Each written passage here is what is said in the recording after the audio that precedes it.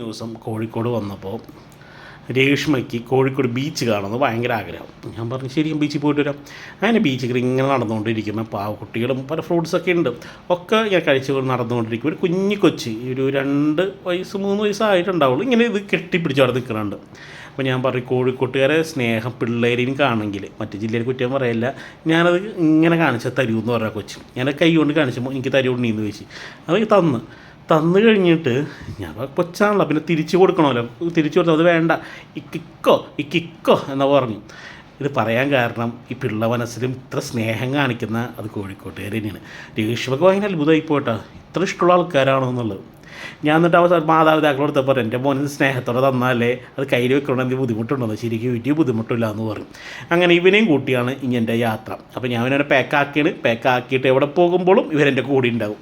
Okay, ഒരു സന്തോഷം, ഒരു കൊച്ചു തന്നതിൻ്റെ ഒരു വലിയൊരു സന്തോഷം.